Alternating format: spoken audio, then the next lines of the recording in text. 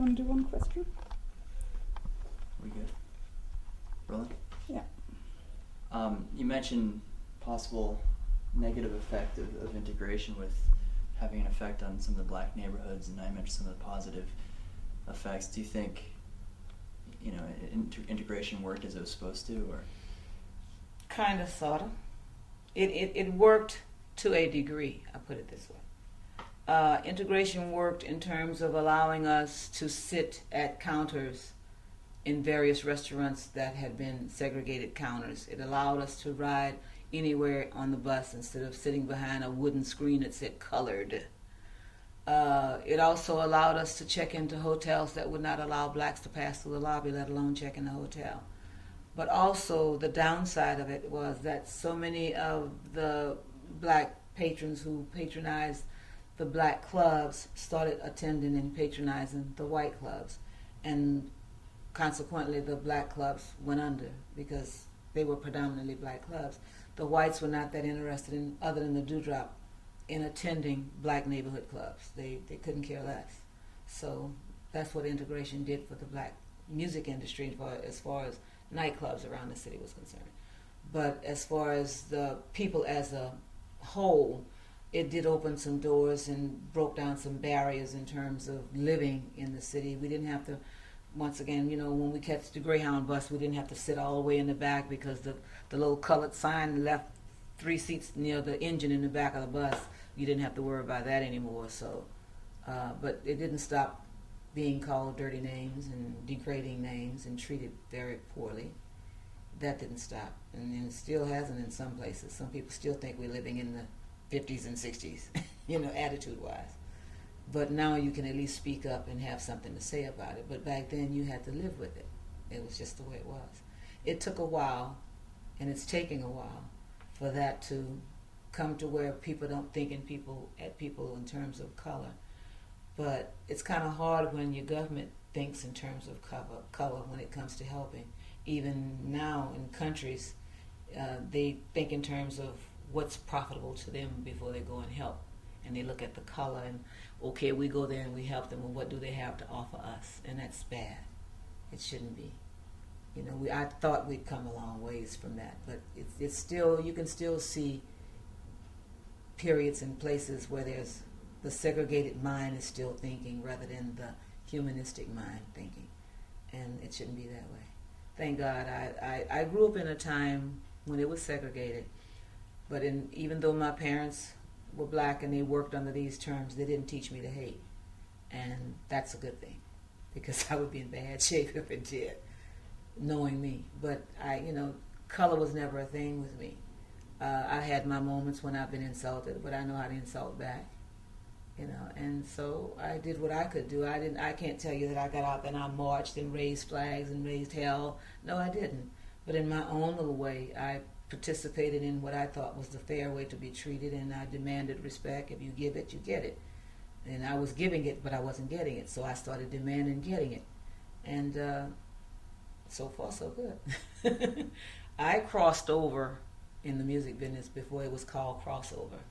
Early in my career, I started playing to predominantly white audiences, and there were others such as Danny White and the Cavaliers who had a long-standing job in a white club, but blacks could not go in to see them because I did some shows with Danny White in a white club, and I didn't have a dressing room, so I had to come dressed, and they had a little area for us to sit to wait before going on.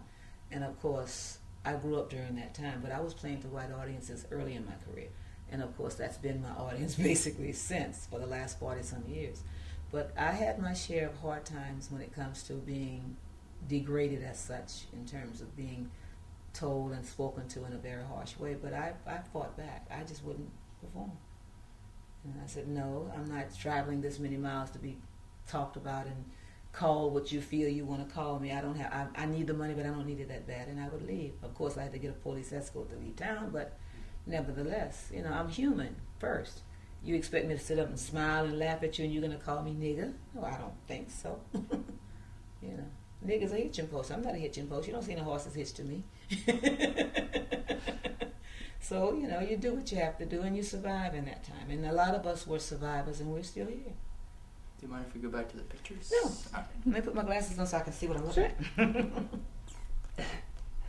I'm sorry to go on and on like that. No, it's No, But it's that's, all very you know. interesting. No, I'm really interested You in all youngsters that. need to know that. Exactly. Okay, what you need to know. So how do you feel about, looking at those photos? It brings back a lot of memories. Now, these are earlier than when I performed there. These pictures go back, several years prior to my becoming an entertainer. This looked like it was maybe mid-50s. There's no dates. I guess these were done recently, I would assume. Yeah, this is old too. No, but these photos go back much further than when I had started. The comedian is hilarious. I don't recognize him, but he's hilarious. He's probably someone I know but don't recognize in the picture. I don't see Google Eyes in here, but he was a big-time entertainer at the Dewdrop. But the layout, I'm looking at the layout of where the customers are in here. This is pretty much the same way it was in terms of the way the layout of the club. But those curtains were no longer there when I started performing there. I think he had put mirrors, squared mirrors or something along that wall to kind of bring it up into the 60s. And he had painted, now those sconce lights were still there. But he had changed the interior a little bit and brought it more into the time by the time I started performing there.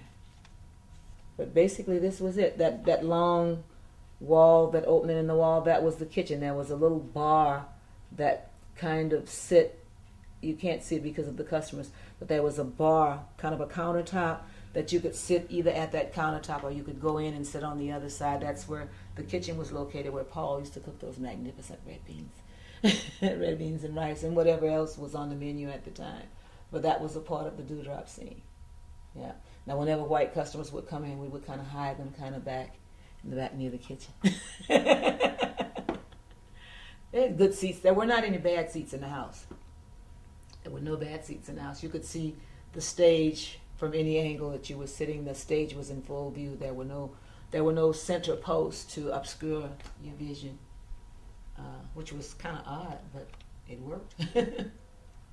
Yeah, that was this goes way back. Where's the entry door? As opposed to this, it's this front. From here, it's the front part of the. This is the back of it. And the door was near the front part of as you come in the front door, the stage would be to your left. The bar and the stage was to the left. There was the bar kind of went around the stage, sort of. Yeah, it was like you had to go on the side. The stage was here, and then the bar kind of connected from the side of the stage around near to the part of the front. That's where the bar was.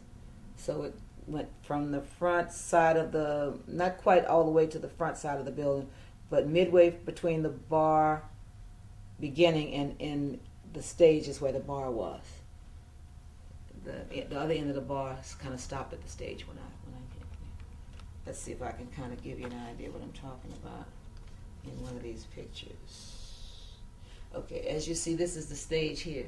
The bar was over on, as I'm facing you, the bar will be to the right of the stage. That's where the actual bar part in the lounge was.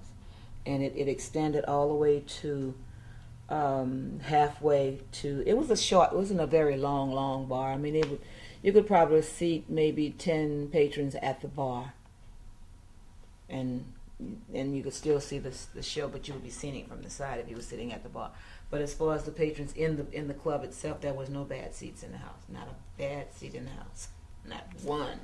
No matter where you were seated, you could see. What was on the ceiling there? Just a drawing. Just someone had painted something up there as to decorate the ceiling part. It had no function for us. I remember there was no function. Because the lights were kind of dropped out of the ceiling directed toward the stage, the lighting, and it was just a row of various light bulbs. It wasn't any spectacular spots or anything like that. It was some kind of recessed built-in type lights that went on for the stage. Yeah, this is definitely before I came along. But you can see it's 50s from the clothing style.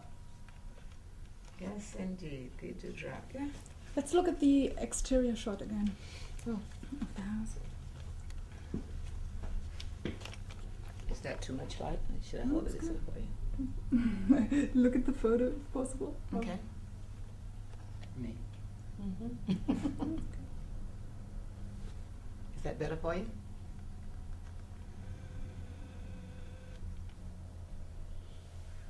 That's the old dewdrop. If you now could just look through all the photographs without saying anything, like as if you were just literally looking at them. Oh, okey-dokey.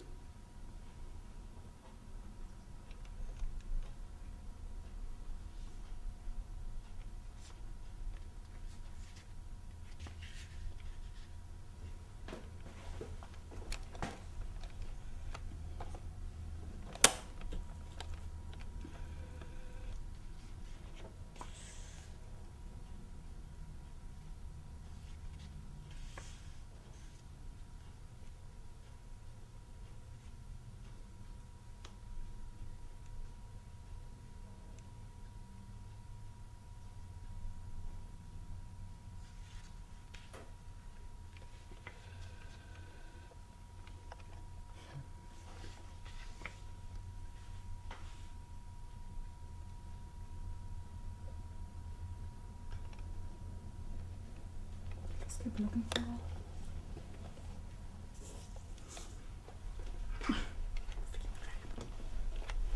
It's okay.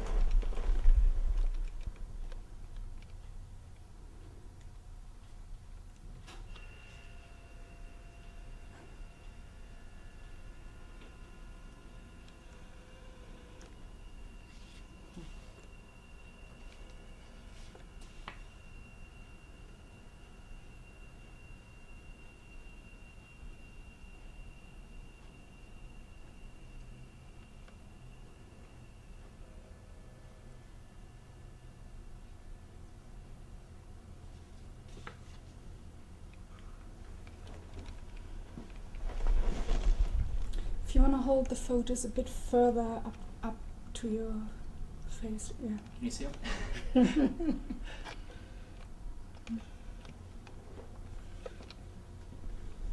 Wow. Holy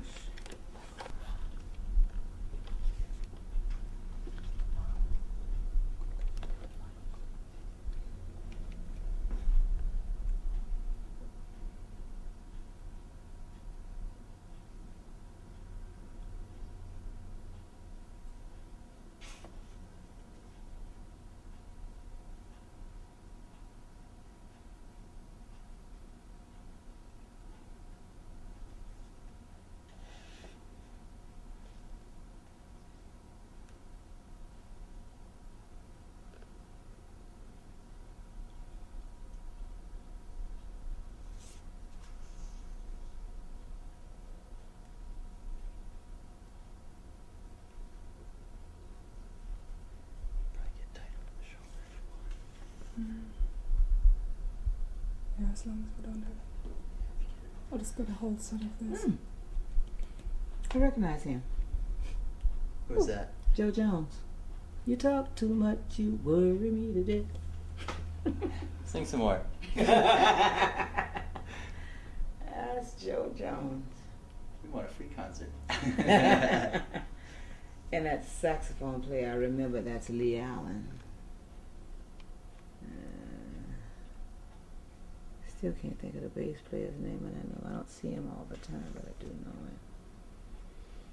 Whew, yes indeed. Where did the time go?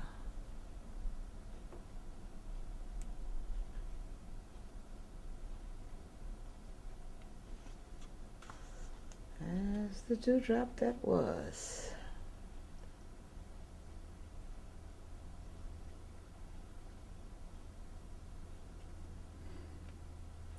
Have you done the whole round?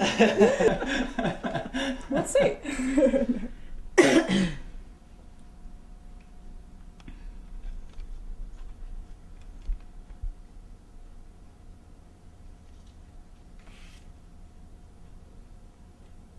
I'll probably be seeing this in my sleep tonight. Is that bad? Depends. You dreaming of the dewdrop?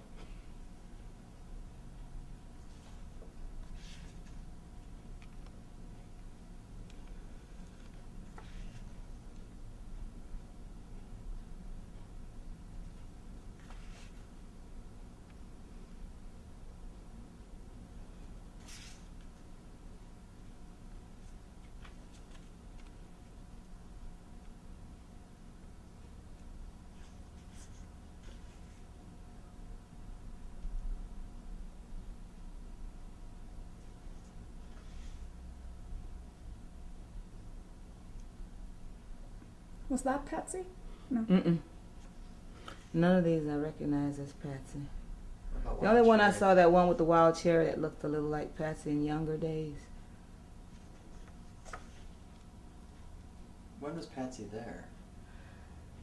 Well, I started working the Dewdrop, in 61? He was there, I found him there, so he probably had been there a long time, off and on, during various events.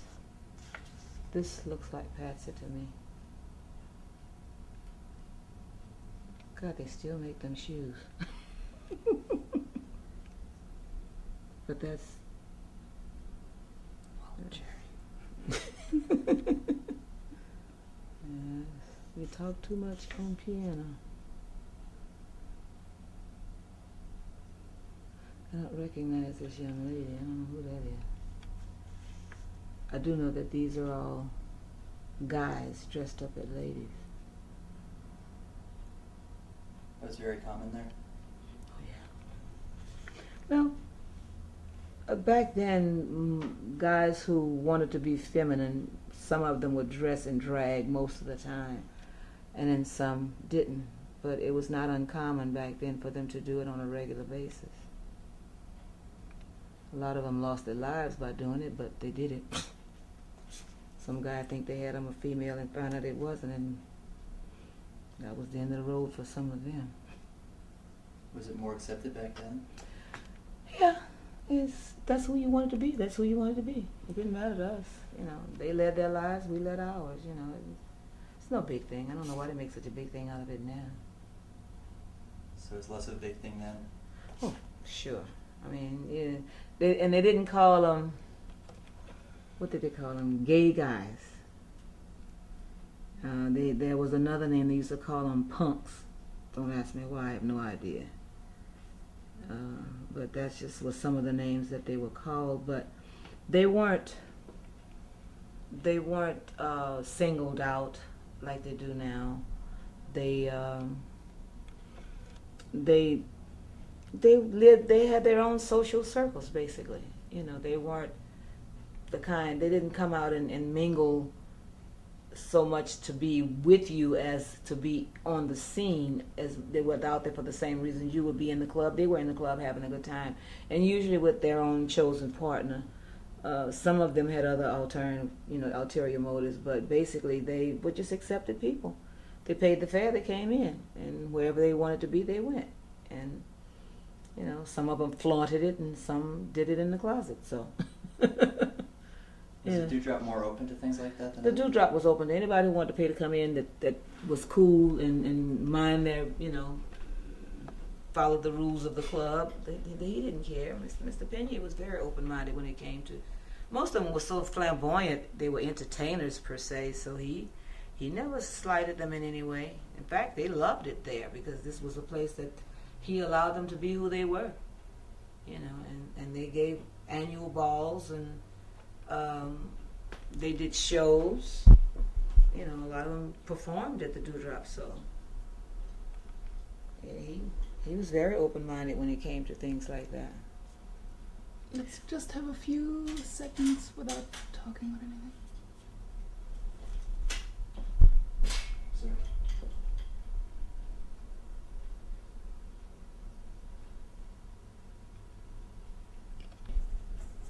Are there any single women in there? Was it common? There's probably a lot of single women in there. There's a lot of single men too. That was just. Where was you going to meet somebody if you didn't meet them in a bar or at church? It's the same thing that happens today. Yeah. Stand here. Sorry. So,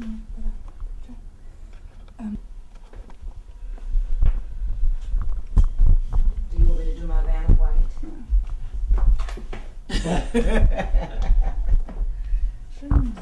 Under or over? Yeah, that's the max, so there's no sugar. Okay. Where do you want me to No start? sugar as well.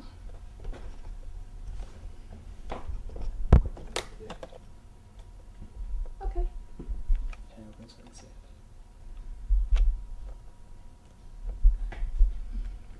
Okay, show us who's in the photographs. Okay. we have Stevie Ray Vaughan, Charlie Musselwhite, yours truly, and Dr. John. This was in 1990, which I dated it to make sure I remember when it was. And this is Bill Doggett, yours truly, and Clarence Carter. I'm thinking that may have been at one of the Foundation Awards, the Rhythm and Blues Foundation Awards. That's when that was taken. And this is Earl Palmer and my husband Emil Jackson, who's also my manager. This was in 94. This was in 1993 on my birthday. I was doing a recording session with B.B. King. And you don't know what it's like doing a recording session with somebody you've lived as a living legend. It was wonderful. He's quite the gentleman. And this is Eric Clapton in 91 at the Jazz and Heritage Festival. It's me and Earl Palmer. And the most powerful lady in show business, as far as I'm concerned, Ruth Brown. She's the one who's responsible for us getting royalties from records nowadays. That's Ruth Brown and my husband there. And me and Boss Skaggs, and of course, Irma Thomas and Aaron Neville. Backstage at one of the functions we were doing for charity.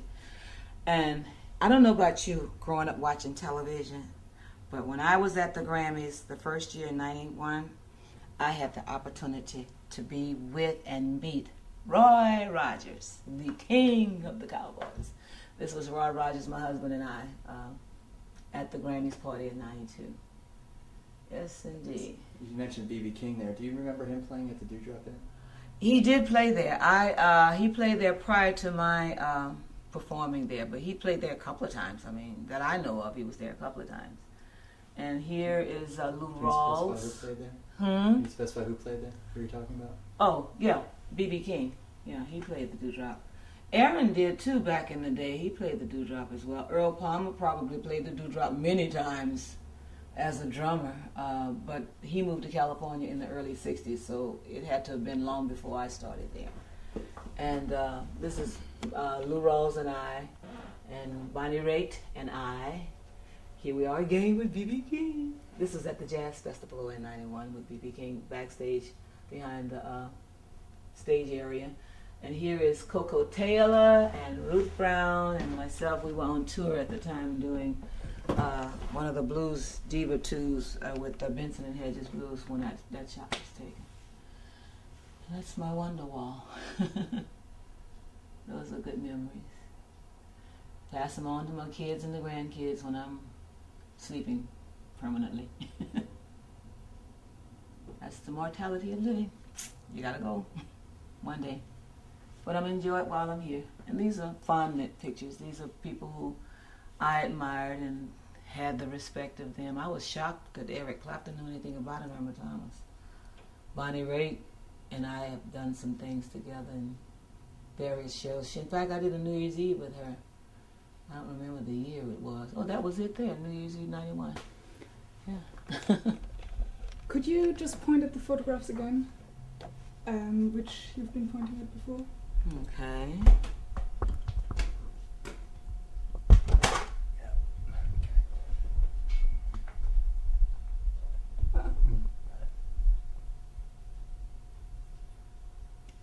And the Neville, yeah. Aaron. Neville. Mm-hmm. B.B. King. Boss Skaggs. Is B.B. King underneath? No. No, B.B. King's right Here here. you go. And Right here's B.B. And that's Bonnie. Boss Skaggs. Ruth Brown. Earl Palmer.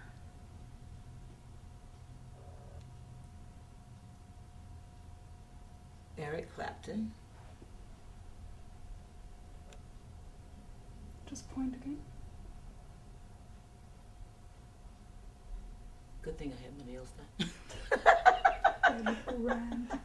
What about the photo? Yeah, that one. This is Roy Rogers. And my husband Emil. I just one of the guests there. I don't know who he is. Yeah. And over here, you got Lou Rawls.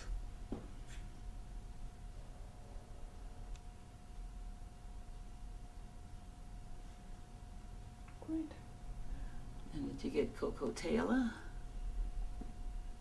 and Ruth Brown.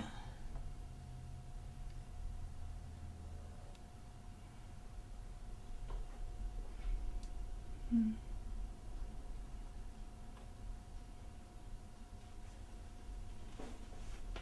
My God. Just have another look as if you're just looking at it. I'm looking at photos all day.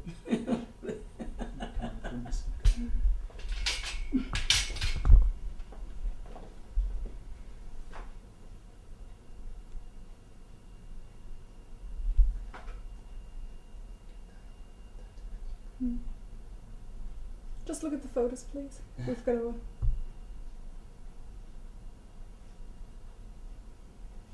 Ask her about that. Can you tell us about it? Everybody Loves Irma Thomas? What's this one?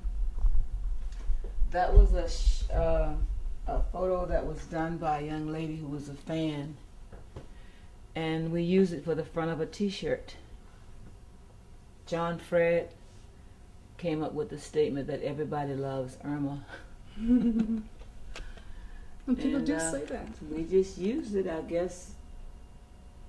I can assume that he was right. I haven't met anybody who disliked me that told me so anyway.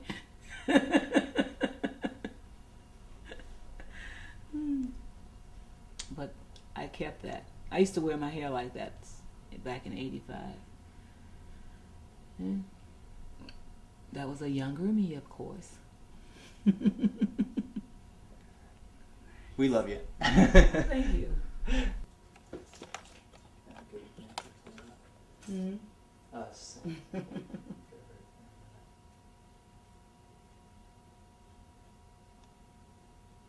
You know you're old when they give you an award for being a living legend. Oh no.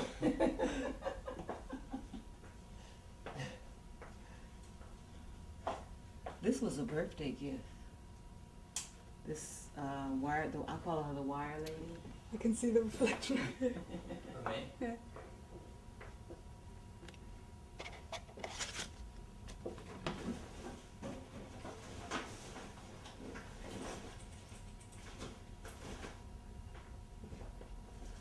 I can see you. From here? Yeah, I thought it went over there.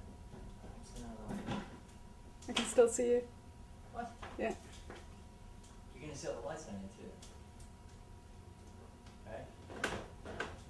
Probably Try to, not. try to cheat you can cheat the objects by turning them more toward you, and you shouldn't go for your reflection. Yeah.